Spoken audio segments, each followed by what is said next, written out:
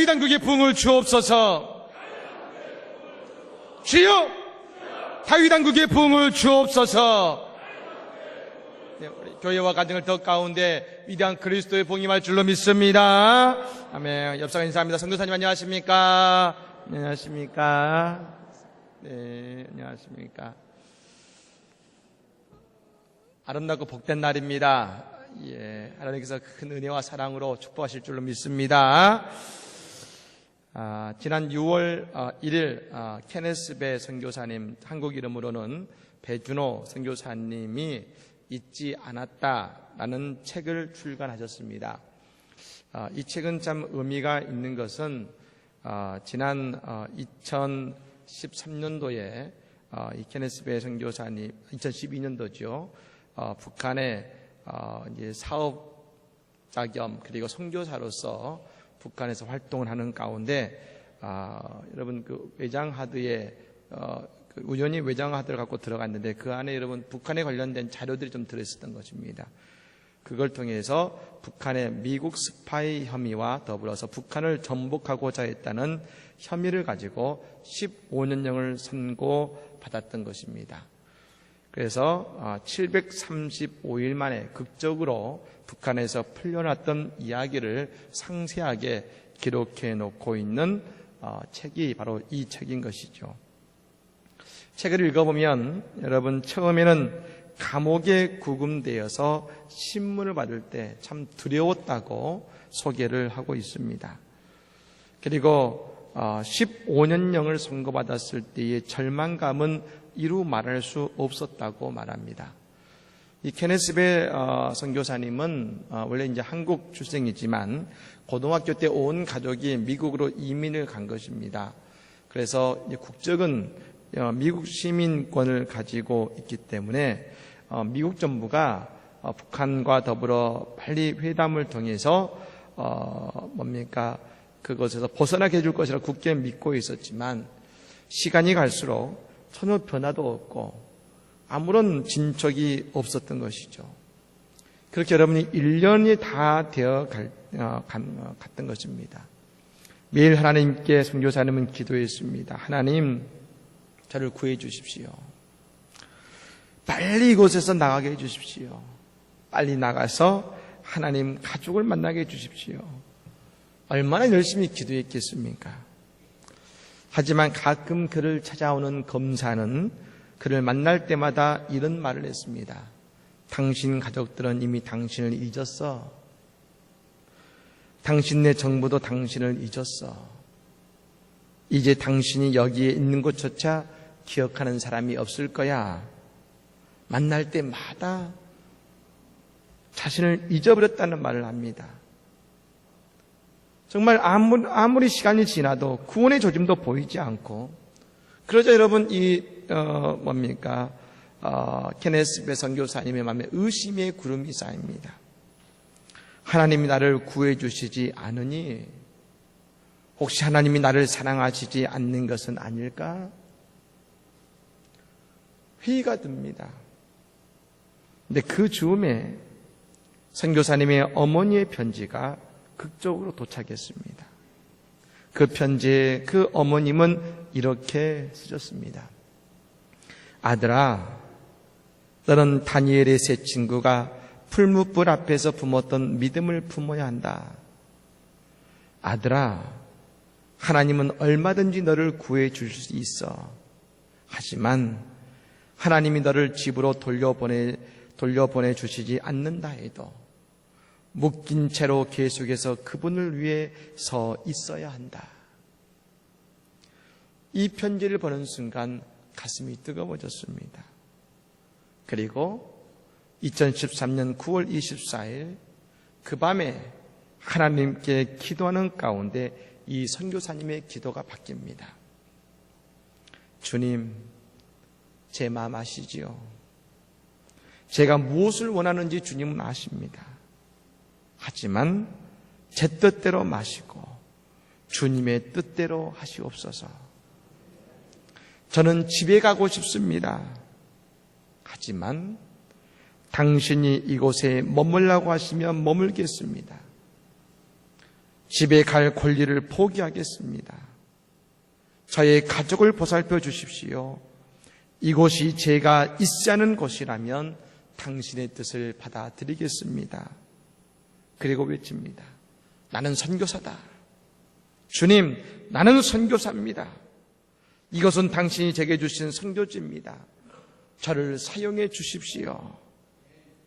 즉, 이 선교사님의 기도는 저를 구해 주세요에서 하나님 저를 사용해 주세요로 그 기도가 바뀐 것입니다. 그때 고백합니다. 그 기도를 드리는 순간 나는 날아갈 것 같은 자유함을 그곳에서 느꼈습니다. 사랑하는 여러분, 하나님은 우리를 사랑하십니다. 그러므로 오늘 아침 우리의 기도가 나를 구해 주세요가 아니라 나를 사용해 주세요로 바뀌기를 간절히 바랍니다. 이것은 우리가 진정으로 하나님을 사랑할 때 드릴 수 있는 기도이고, 하나님이 지금도 나를 기억하시고 나를 사랑하신다고 깨달아질 때에 드릴 수 있는 기도가 아니겠습니까? 이 기도가 있을 때에 우리의 삶을 새롭게 하시는 하나님의 역사를 경험하게 될 줄을 믿으시기를 바랍니다. 그렇습니다. 오늘 본문은 예수님께서 세례를 받으실 때의 말씀의 이야기입니다. 예수님께서 세례를 받으시고 땅으로 올라오셨습니다. 그러자 하늘이 열리고 비둘기 같은 성령이 예수님 위로 임했습니다. 그리고 하늘로부터 소리가 들립니다. 이는 내 사랑하는 아들이요 내 기뻐하는 자라.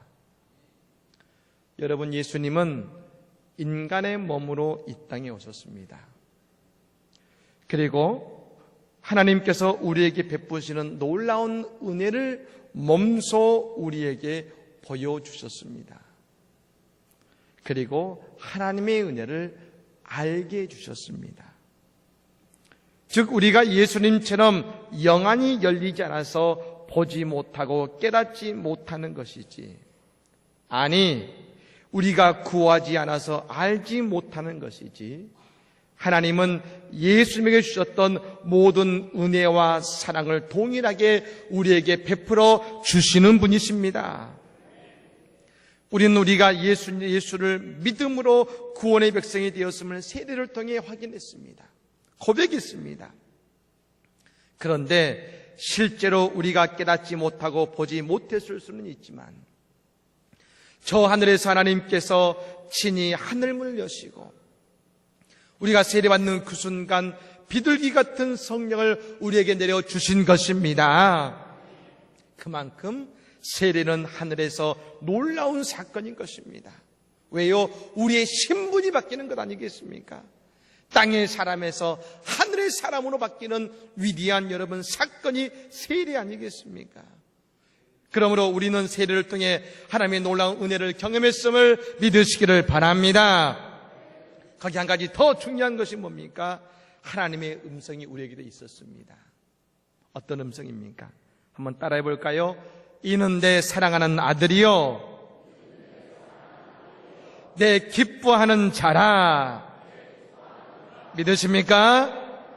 이 음성이 오늘 예수님에게 들려진 것처럼 우리가 세례받는 순간 하늘로부터 우리에게 들렸음을 깨달으시기를 바랍니다.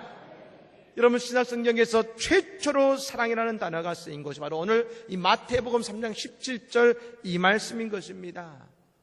내 사랑하는 아들, 내 사랑하는 딸이다. 곧 이 말씀이 이 시간 우리를 바라보시는 하나님의 마음이십니다. 우리는 하나님이 내 죄를 먼저 보실 것 같습니다. 내 허물을 먼저 보실 것 같습니다. 그러나 아닙니다. 예수님은 먼저 사랑으로 우리를 바라보시고 다가오셔서 우리를 안아주시며 말씀하십니다. 너는 내 사랑하는 아들이다. 너는 내 사랑하는 딸이다. 여러분, 이 사실을 깨달은 사람은 한 가지 변화가 생기는데, 그가 있는 곳이 어디냐가 중요한 것이 아니라 사랑의 예수님이 함께 하신다는 사실이 깨달아지면 그 입술에 찬송이 있게 된다는 것입니다. 케네스웨 선교사님이 감옥에 가셨습니다. 매일 8시간의 중노동을 해야 했습니다. 근데 원래 이분은 당뇨병이 있는 데다가 원래 허리도 좋지 않아서 조그만 일을 해도 힘이 드는데 아랑곳하지 않고 계속 일을 시킵니다. 그리고 먹는 게 여러분 뻔하지 않겠습니까? 그래서 여러분 감옥에서 일할 때마다 영양실조를 걸렸습니다. 그런데 하나님 저를 이곳에서 사용해 주십시오라는 기도가 나오자 이 선교사님 감옥에서 매일 힘든 일을 할 때에도 그 입에서 찬양이 흘러나오기 시작했습니다. 높은 산이 거친 들이 병원이나 감옥이나 내 주 예수 모신 곳이 그 어디나 하늘나라 할렐루야 찬양하세 내 모든 죄 사함받고 주 예수와 동행하니 그 어디나 하늘나라 할렐루야. 병원이나 감옥이나 내 주 예수 모신 곳이 그 어디나 하늘나라. 왜요? 하나님의 사랑이 내 마음에 느껴지니. 그렇습니다. 예수님, 하나님은 예수님을 향해 주신 말씀이 너는 내 사랑하는 아들이다. 오늘 우리에게 주시는 말씀인 것입니다. 그런데 우리는 곧이어서 마태복음 4장의 말씀을 보게 됩니다. 예수님께서 여러분 시험을 당하시는 장면이신데 예수님은 세례를 받으신 이후에 성령의 이끌림으로 광야에서 40일을 금식하셨습니다. 그리고 광야에서 이 마귀의 시험을 받으십니다. 마귀가 첫 번째로 예수님을 시험합니다. 4장 3절의 말씀에 시험하는 자가 예수께 나와서 이르되 내가 만일 하나님의 아들이거든 명하여 이 돌들로 떡덩이가 되게 하라. 줄이신 예수님께 사탄이 시험을 하고 있습니다. 무엇으로요? 돌이 떡이 되게 하라. 근데 여러분 이 시험의 핵심 구절은 돌이 떡이 되게 하는 것이 아니라 바로 그 앞구절의 말씀이 있습니다. 사탄은 말했습니다. 내가 만일 하나님의 아들이거든. 근데 우리 하나님은 예수님을 향해서 마태복음 3장 11절에 뭐라고 하셨습니까? 너는 내 사랑하는 아들이다. 즉 이 사탄의 말에는 한 단어가 빠져 있습니다. 뭡니까? 내가 만일 하나님이 사랑하시는 아들이라면 뭡니까? 사탄은 예수님이 하나님의 아들이라는 것은 의심하지 않았습니다. 그러나 무엇을 의심하게 만듭니까? 정말로 나를 사랑하시나? 그래서 뭐라고 합니까? 내가 정말로 하나님이 사랑하는 아들이 맞다면 이 돌로 떡덩이가 되는 능력을 보이라는 것입니다. 그때 예수님 뭐라고 대답하십니까? 마태복음 4장 4절의 말씀에 말씀하십니다. 예수께서 대답하여 이르시되 기록되었으되 사람이 떡으로만 살 것이 아니요 하나님의 입으로부터 나오는 모든 말씀으로 살 것이라 하였느니라 하시니. 믿으십니까? 사랑하는 여러분, 아담과 하와가 무엇에 넘어졌는지 아십니까? 먹을 거에 넘어졌습니다. 선악과를 먹었기에 넘어졌습니다. 그런데 그들이 넘어지지 않고 하나님의 축복을 누릴 수 있는 방법이 있었습니다. 바로 하나님의 말씀의 법을 지켰다면 그들은 넘어지지 않고 하나님의 축복을 여전히 붙잡고 있었을 것입니다. 하지만 먹을 것이 말씀을 앞섰을 때 그들의 인생이 무너졌습니다. 그러므로 우리는 떡이 아니라 말씀을 붙잡는 인생이 되될 줄 믿으시기를 바랍니다.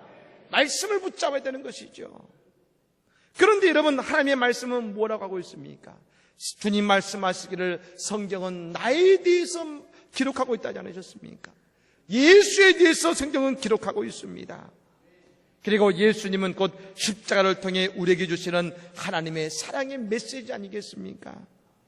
그러므로 성경을 보면 예수가 보이고, 예수가 보이면 우리는 하나님의 사랑을 깨닫게 됨을 믿으시기를 바랍니다.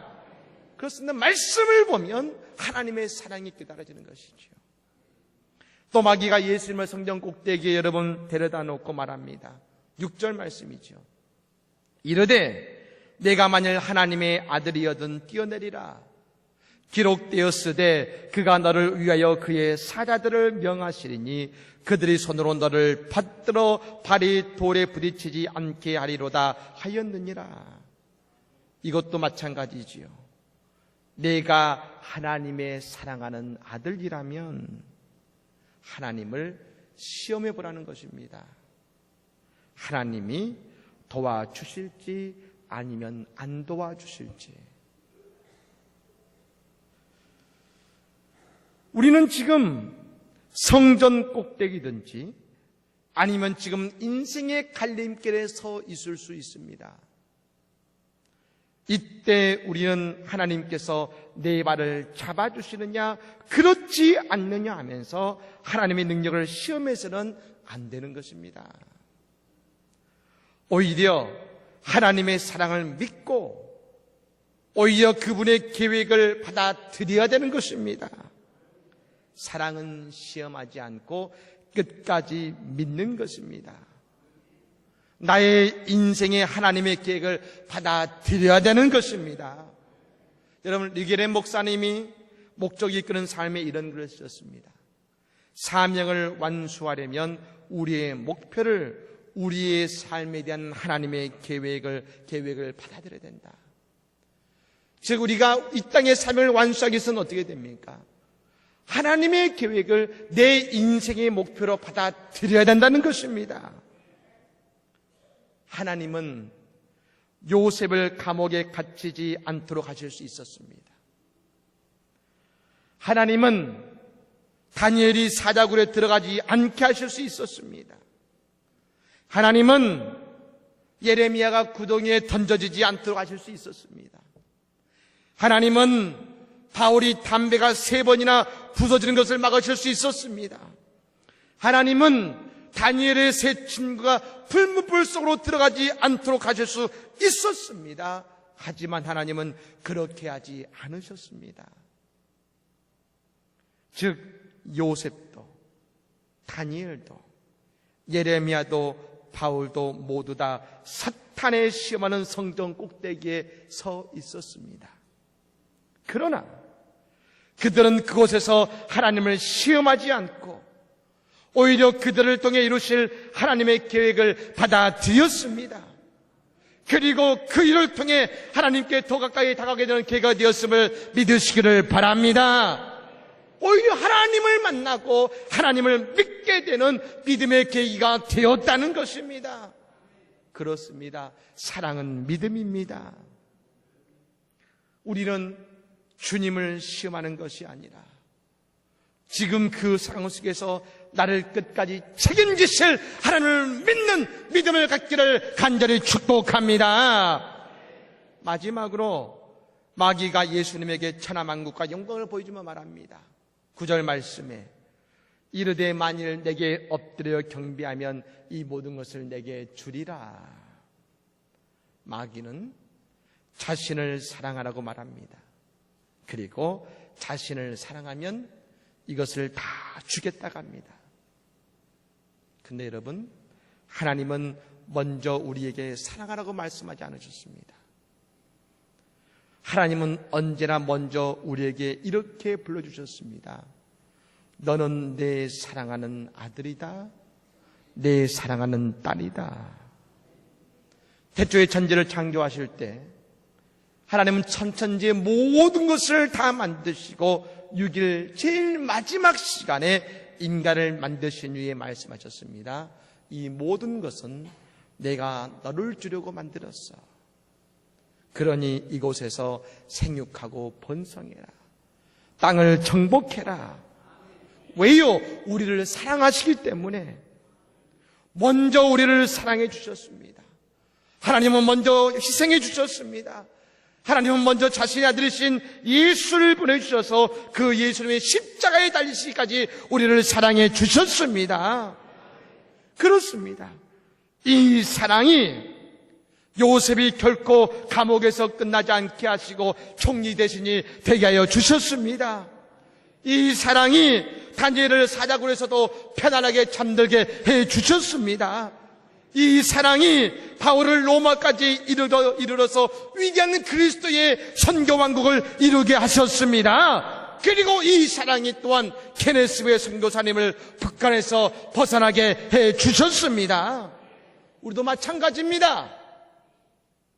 오늘 이 하나님의 사랑을 우리가 깨닫고 우리에게 울려 퍼지는 이 사랑의 메시지가 내 마음을 울릴 때에 우리가 깨닫게 될 것입니다.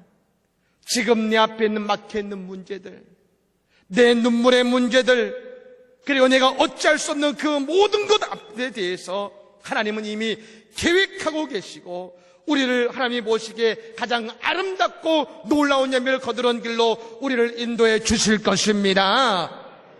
우리는 우리의 길을 알 수 없지만 하나님이 나를 사랑하신다는 그 한 가지 사실만 분명히 알고 있다면 우리는 주저하지 않고 하나님과 함께 나아갈 수가 있는 것입니다. 그리고 마침내 우리에게 베푸시는 놀라운 사랑 열매를 거두게 될 것입니다. 사랑하는 여러분, 하나님의 사랑이 우리에게 심령을 가득 채우는 복된 날이 되기를 간절히 축복합니다.